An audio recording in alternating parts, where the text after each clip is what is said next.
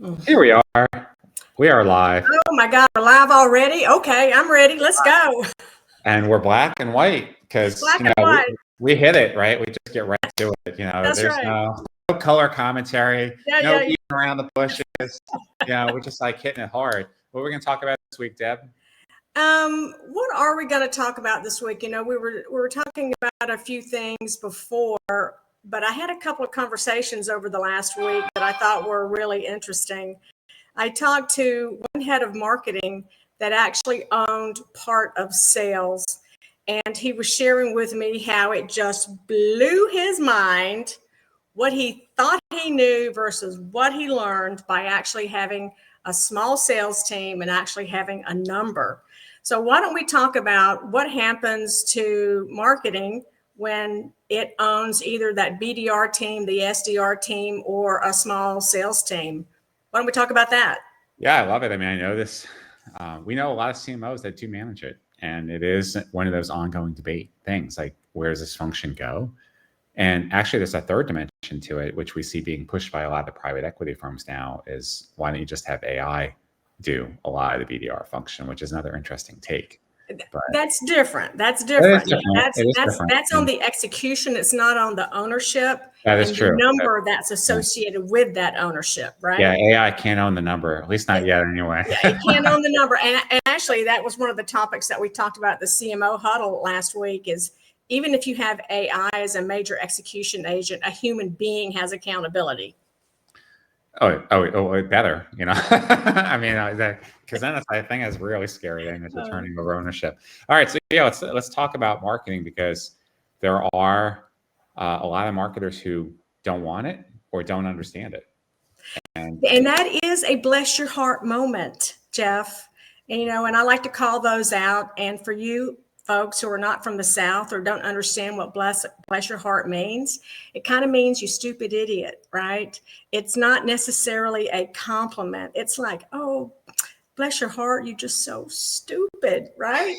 And not to call people stupid, but I think that marketers who don't want to own that, they have fear of sales. It's not in their wheelhouse. It's not what they do.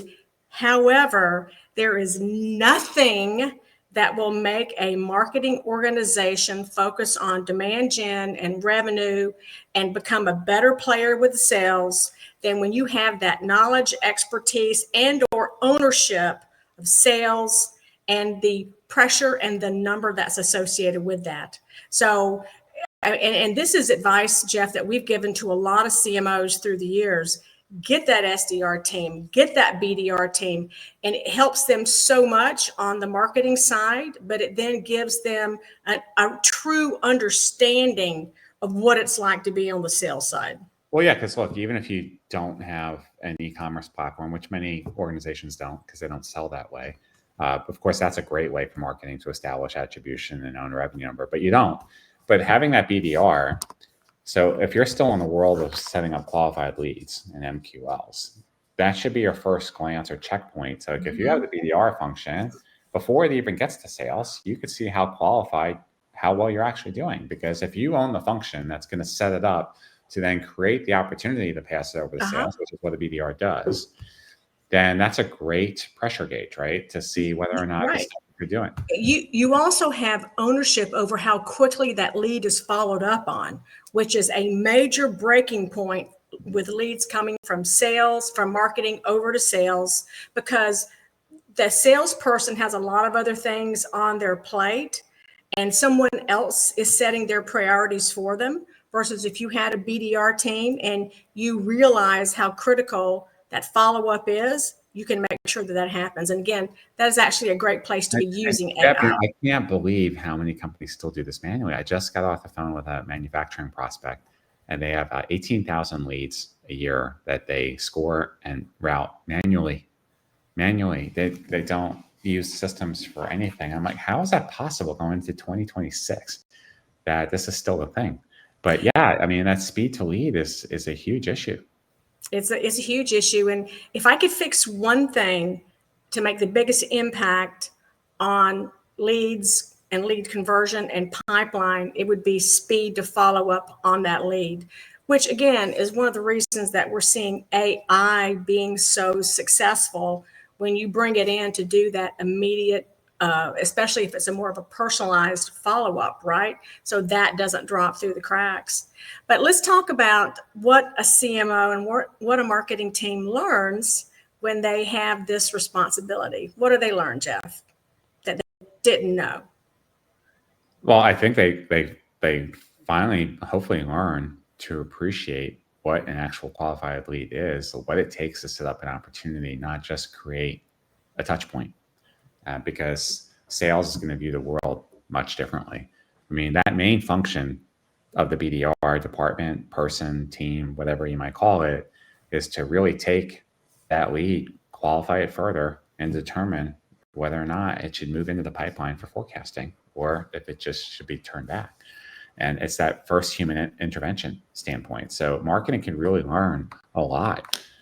Are our campaigns, our efforts to produce leads actually working to get to that first touch point in the funnel to start becoming revenue forecastable? So again, what you think you understand versus when you do it, what you really understand is almost like a 180, 160. Yeah. Yep. How much is it? 180. Yeah. Okay. Yeah, it would be 180. 360, you come all the way back. Whatever. So it is like a 180. And we have spoken to so many VPs and CMOs through the years who've told us exactly that. I thought I understood, but I really did not understand.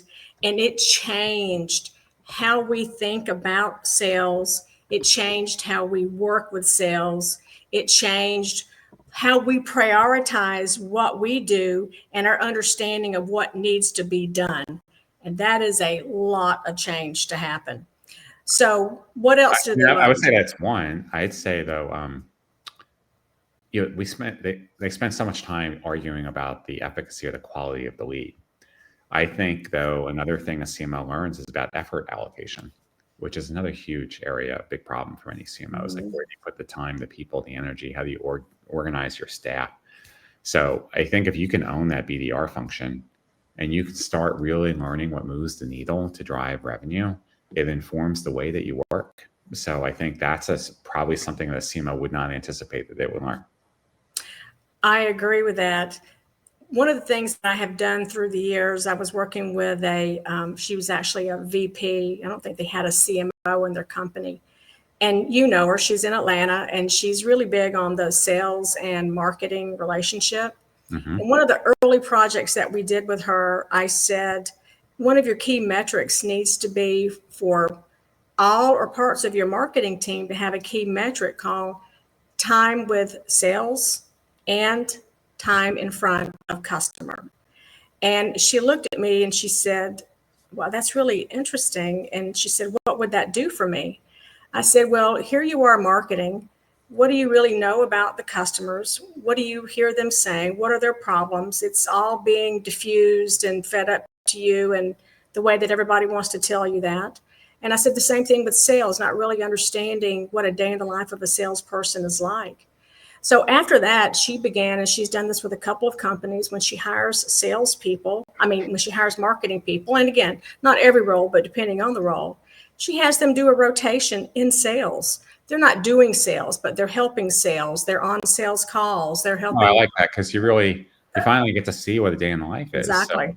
So to that end, so if you think about what else does a CMO learn? You learn about sales compensation, for example, which is ruthless and brutal compared to an MBO that a marketer typically receives. When your job is on the line, numbers are on the line, your money is on the line based upon how good you are at getting the quota, it changes everything. Because having a quota for leads is not the same thing as having a quota for revenue. It is not. It is not really the same thing. We were working with a company out of New York some years back, and the CMO was so frustrated because in her mind, they were passing a lot of great leads over to sales, and sales was not following up with them. And these were all net new companies for new business. And then we had the opportunity to meet with the VP of sales, and I asked him about it. And he said, well, you have to think about compensation. He said, my team was compensated the same, whether it's a follow-up piece of business with a current customer or if it's a new. And guess what? They have more than enough follow-up business for them to meet their quota. So, not understanding the compensation, it was a year of wasted effort by the marketing organization and passing those leads over to sales. No, that's huge. I'd say another one is forecast transparency. If before you were just throwing the leads over the wall, you weren't actually responsible for the pipeline number, but now you own the number, or at least part of the number anyway, because you're at that first stage of the funnel.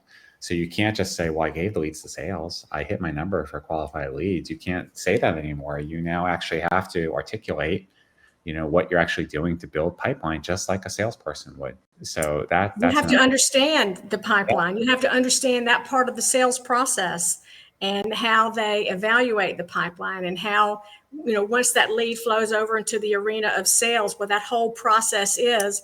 And to your point earlier, everything that they have to do to actually bring that into a piece of business, which is a lot of flipping work. The other thing that marketing gains in this, Jeff, is credibility. While we work with a lot of CMOs and VPs and they quote unquote report impact on pipeline, too often that is a circumspect number, which is quite frankly poo-pooed in a lot of organizations. But the credibility that they now bring to the number, because they are now part of an essential sales process. I would add to that, Deb, credibility and accountability. Because if you own both the marketing and the sales revenue number, you can't blame one department over the other. It's your number, right? So you are on the line. So no, that's a good one. I think also another one too is activity metrics. If a CMO never understood the inside sales function before, you're not really thinking about calls, meetings, emails, follow-ups, and stuff like that. So you could very much have an execution problem in that team if you didn't examine it or inspect it. And this also goes back to the first point we made about how a company works. I would say 80% of the time that you and I go in and we start working with clients across the organization, it's not the systems so much. Sometimes it's not even the processes. It's really how the team is organized and managed to execute. I completely agree with that. And to build on that further, when sales own some kind of revenue function, whether it's the BDRs or a true piece of revenue, that knowledge that they gain, again, informs and reshapes everything that they do in marketing. Not just on getting the lead over, but everything, how they think about how to prioritize. So now that as a CMO, I have this responsibility and I own the BDR team and I have to get appointments and we have to do all of those kinds of things. When I get all these random, oh my God, one-off requests, I'm going to say no, because guess what? I have a pipeline that I have to get here. And this is now what I'm being measured on is what my entire team is being measured on. So it gives marketing a reason to say no to a lot of chaos that goes on, and it helps them prioritize. And we know how difficult it is for marketers to prioritize.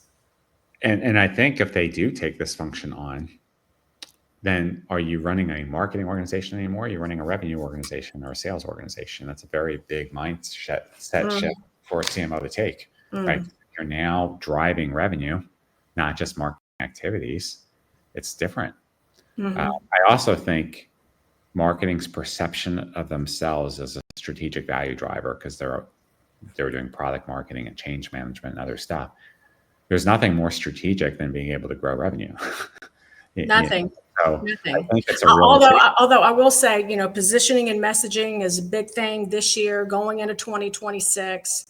No lot of people doubt. would argue that is the top level strategic thing you have to have, and then that gets executed and the outcome is revenue, right? I'm not saying that they shouldn't focus on that. I am saying, though, I don't know how much a board or a CFO or a CEO is evaluating that as much as they are, whether or not the company's hitting the quarterly numbers or not.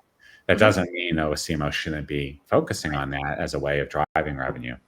Right, I agree. I do think a CMO can really learn why sales doesn't trust marketing if they start running this. Because they can see it's actually a lot harder. It is. It is. It is. Simply throwing a lead over the wall, right? Exactly. I think another benefit is think about how a BDR team is run when it's run by the sales organization. They quite often wind up being a catch-all for a lot of different things, and their work also gets interrupted, I think, a lot. Plus, if all marketing does is kind of like, here's the lead, they're ready to talk, you need to call them. Quite often, marketing doesn't give them any assets or any help in setting up those conversations with content, messaging, all those other kind of good things. When marketing owns the BDR team, we see a more complete level of help for the BDR to be successful. For example, if you have a lot of leads that are being passed over to that BDR team, the very first thing you can do is you can have AI, and you can have that AI follow up in a customized way. Once you get to the talking stage, marketing can make sure that they've given either scripts or assets or ideas, but they can better prepare that BDR to have a successful first conversation. And then, based on how that conversation goes, feedback from the BDR back to marketing around what they can improve in the process, what they can improve with the scripts, with the assets, with the speed, with the technology, with everything. So you could almost make the case for, is the BDR team better prepared and more successful when it reports to marketing? No, I like that. I think also as a corollary to that, the whole concept of the marketing qualified lead, I think, becomes more of a lie when you're taking on both functions, because before you were much more focused on volume numbers and then relying on some kind of percentage of conversion and then just handing off the trust to the sales team that they would convert. But if you now own that first part, you're really responsible for early stage revenue in the funnel. So the whole MQL model then might be structurally broken, because if you are now managing the end-to-end resources, like there isn't a handover when it's your team, right? I mean, there is, I guess, to a degree, but you really have to think a little bit more about resource allocation and what you're doing collectively to drive that early stage revenue number before you get to sale. And to build on that is marketing is very busy, and there's a lot to know and learn about marketing. Sales is busy, and there's a lot to learn and know about sales. This is a practical solution through an org structure that forces the two to come together, kind of like chocolate and peanut butter to make a great Reese's, right? And we find marketing and sales to be on the same page quite often needs a forcing function. And having the marketing team on the BDR, SDR team is one of those functions, as is a RevOps organization where marketing, sales, and customer success operations goes up, to the COO or somebody like that. But a forcing organizational switch with new accountability, I think, is a great forcing function. And I think most marketers will tell you once they've had the BDR team, they never want to go back. They never, ever want to go back. No, because they finally do have more control and they can be solid contributors. I also think you learn a lot. I'm not saying that every BDR team or every sales team is not productive. I think a lot of that goes to the leaders, of course, and how well they manage it. But there is a lot to be said if marketing has more visibility and then your systems aren't optimized, your processes aren't optimized. You realize that all those leads you've been feeding BDRs, are they truly working a full day? Or are they spending their time putzing around in admin, waiting for people to get back to them? There's probably a lot of areas that can be improved in the revenue acquisition process that the CMO wasn't aware of before because they were just too focused on the one product. Right. So my final thought is, if you're a CMO, get the BDR function at a minimum, BDR, SDR, and or a small business unit just to drive revenue. I think that'll do more for your credibility, for you getting that seat at the table, for you being a true member of the extended leadership organization, and for you to have great success in your career. That'd be my final thought on that. Amen. Amen. Amen. All right. It was fun this week. So I love this topic. I love this topic. Sure. All right. I'm Jeff. I'm Debbie. We're Raw. See you guys next time. Bye-bye.